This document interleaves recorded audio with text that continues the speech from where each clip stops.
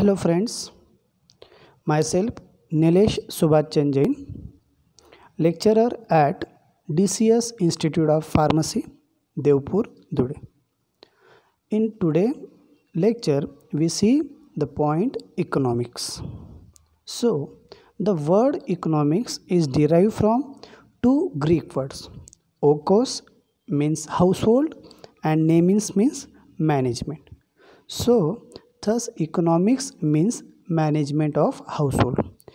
थोडक्यात काय की इकॉनॉमिक्स हे काय असतं की घरगुती जे आपण मॅनेजमेंट करत असतो, घरगुती जे आपण मॅनेज करत असतो, घरातल्या घरात किंवा एक चांगल्या प्रकारे घरातल्या घरगुती मॅनेजमेंट करत असतो, तर त्याला म्हणतो आहे आपण इकॉनॉमिक्स. आता economics deals with proper use and allocation of maintenance of growth and stability.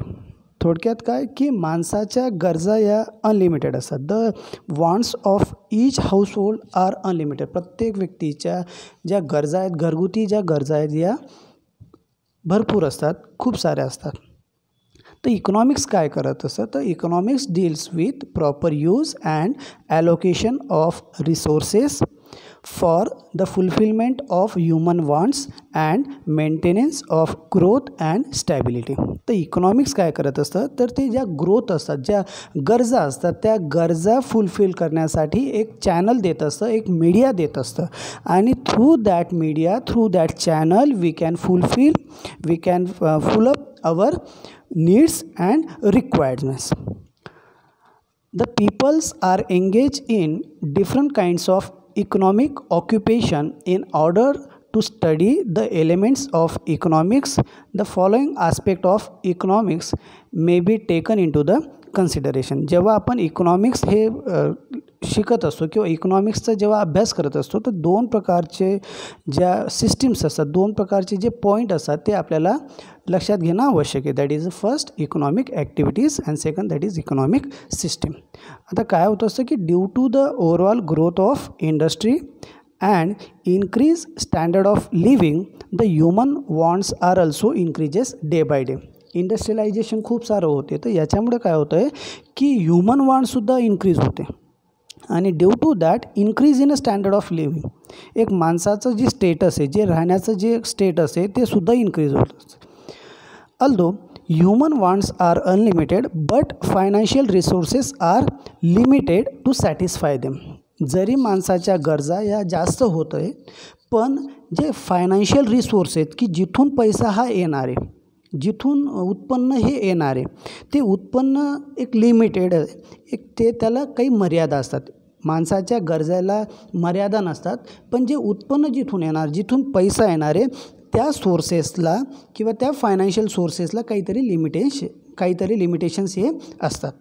The peoples are engage in a different kinds of economic activity to earn money.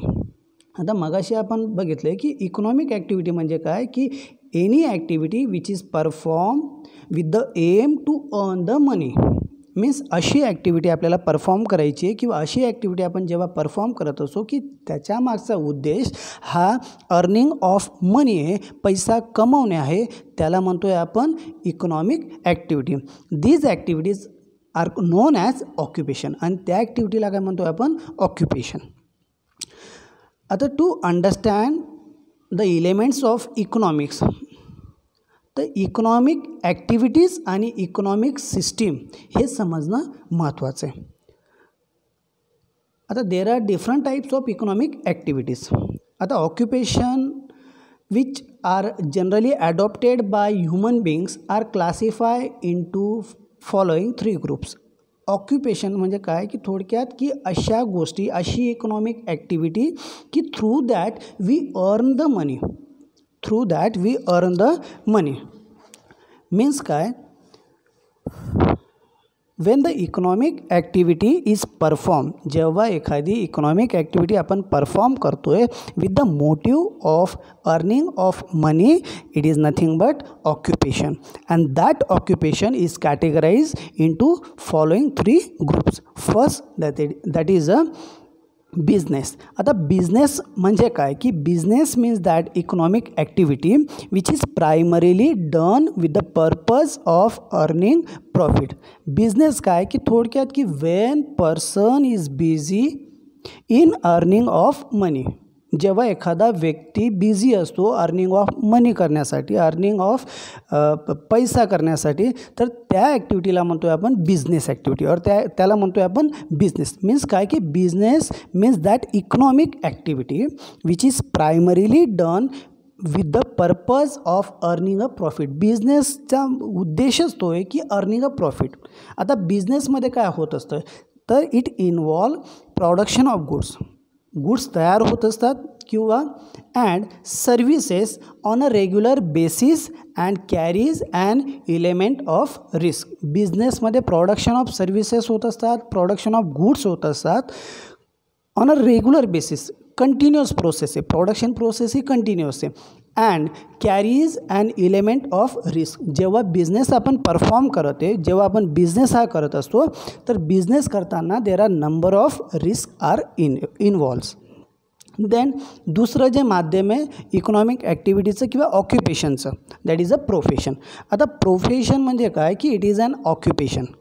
It is an occupation which involve rendering of personal services of a specialized nature based on professional educational training and knowledge.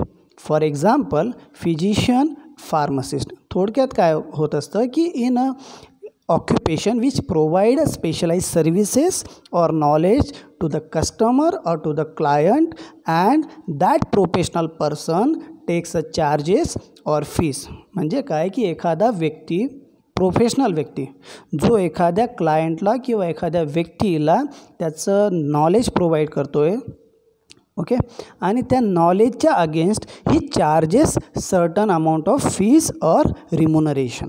That is nothing but a profession. Then third that is a employment. आता employment म्हणजे काय की employment means a personal service rendered by a person to an organization under a contract of employment or services. एम्प्लॉयमेंटमध्ये काय होत असतं की एक व्यक्ती जो एखाद्या ऑर्गनायझेशनमध्ये किंवा एखाद्या व्यक्तीच्या हाताखाली काम करत असतो, कुठल्या अगेन्स्ट की कॉन्ट्रॅक्ट ऑफ एम्प्लॉयमेंट. कुठल्या act against, that is a contract of employment or सर्व्हिसच्या अगेन्स्ट. ओके, म्हणजे काय की when a person works under somebody by making an agreement. तो एक ॲग्रीमेंट करतो and perform the work which is assign to him. त्याला जे दिलेलं काम आहे तो ते काम करतो आहे by the employer under an employment. Certain remuneration in the form of wages or salary are paid. म्हणजे काय एखादा व्यक्ती जो असतो, एखादा जो नोकर असतो, तो एखाद्या मालकाच्या हाताखाली काम करतो. जो नोकर असणार आहे त्याला म्हणतो आहे आपण एम्प्लॉई, आणि जो मालक आहे त्याला म्हणतो आहे आपण एम्प्लॉयर, की जो काम देतो आहे. ओके, तर जेव्हा when a person works under somebody by making an agreement and perform the work which is assign to him by the employer under an employment, certain remuneration in the form of wages or salary are paid to that employee. आता जेव्हा आपण बघते की economics, okay, तर economic system कुठली adopt आहे त्या कंट्रीमध्ये, त्या देशामध्ये, त्याच्यावरती आपण पैसा हा कमवू शकतो.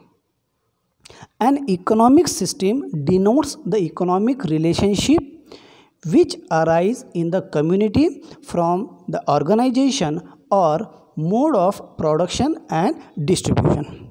आता थोडक्यात काय की इकॉनॉमिक सिस्टीम ज्या देशात जशी इकॉनॉमिक सिस्टीम आहे त्याप्रमाणे तिथल्या वर्कर्सला किंवा तिथल्या लोकांना त्या प्रकारचं काम करावं लागत असतं. Okay, the economic system should be simple and easy for human beings to satisfy their wants.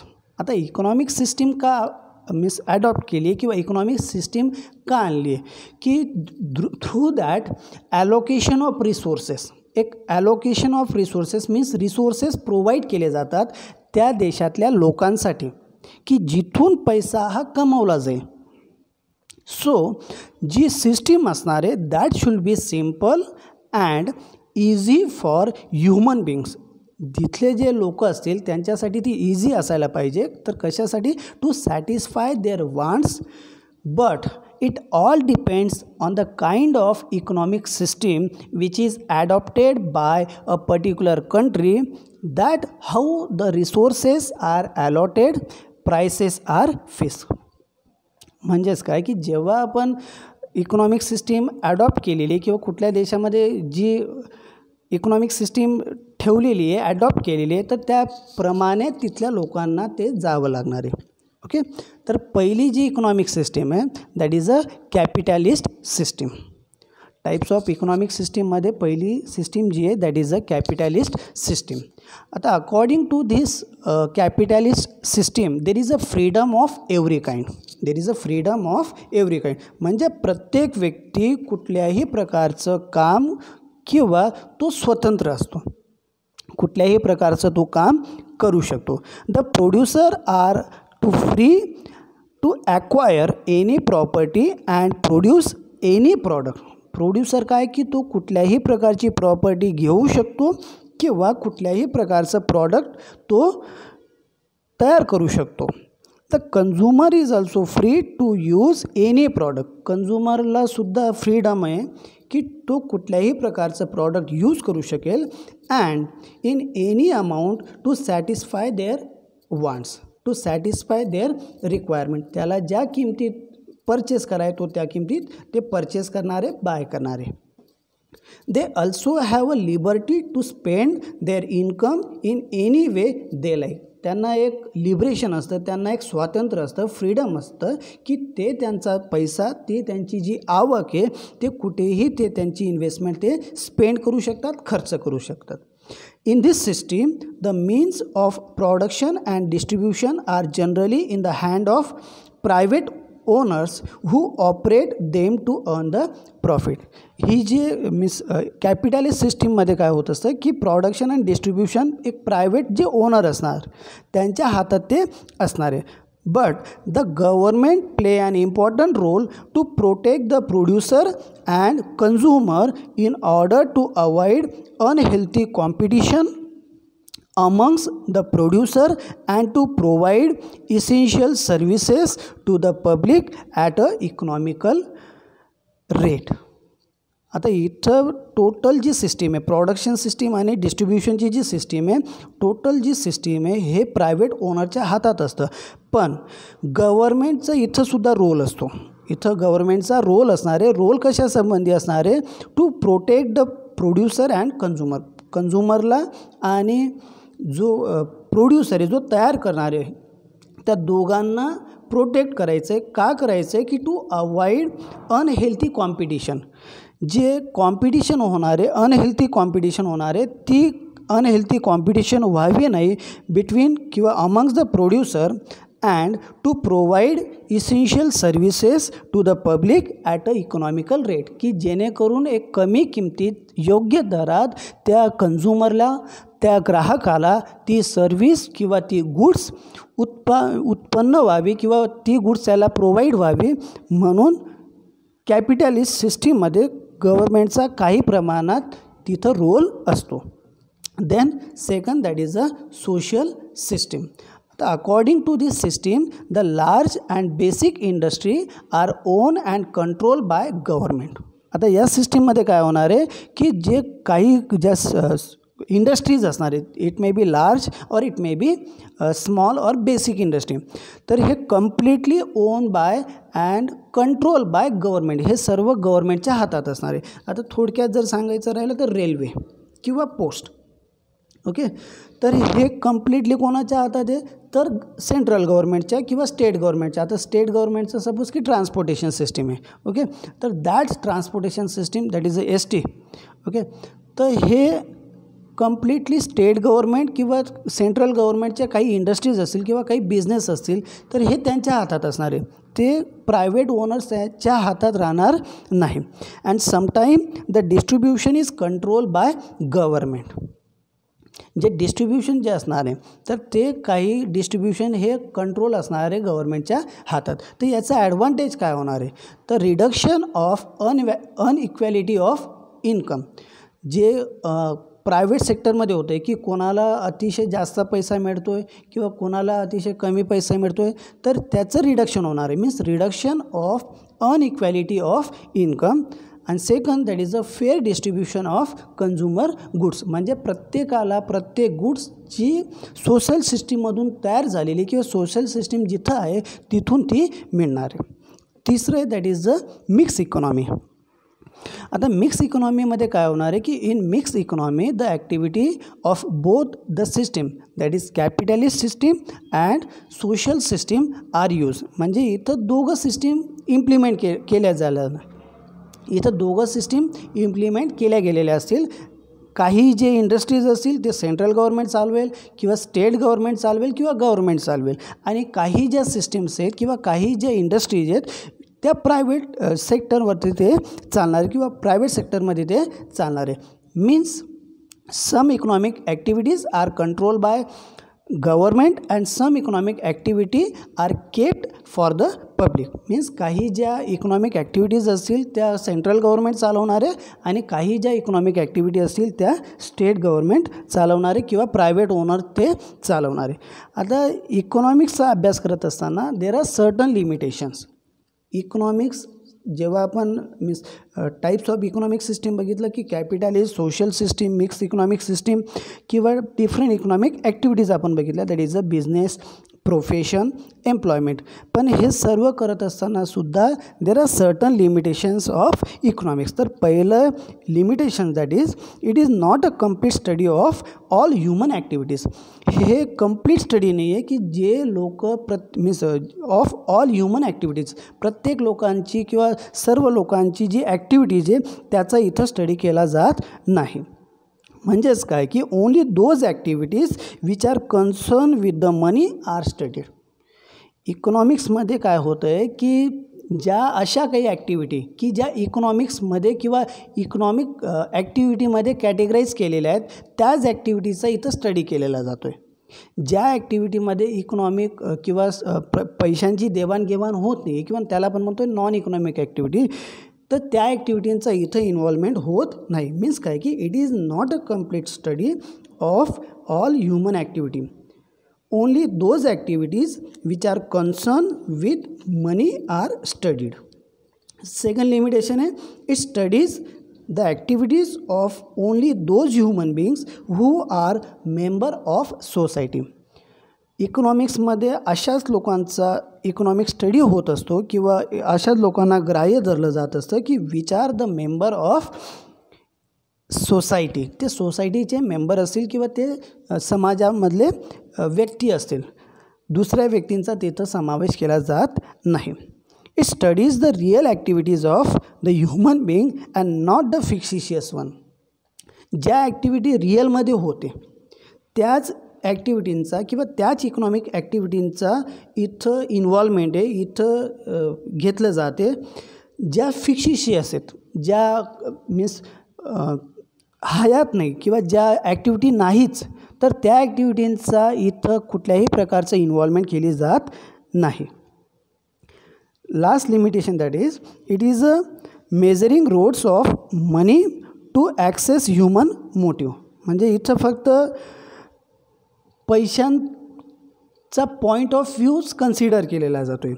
But this measuring rod lack accuracy, so it can not measure accurately the human motive. इथं फक्त पैशांमध्ये जी activity गणली जाणार आहे त्याच ॲक्टिव्हिटीचं इथं involvement आहे किंवा पैशांच्याच रिलेटेडची ॲक्टिव्हिटी कन्सिडर होते.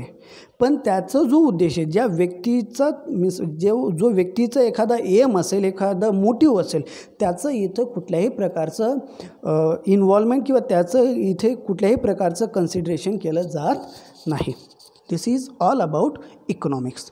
Okay, thank you.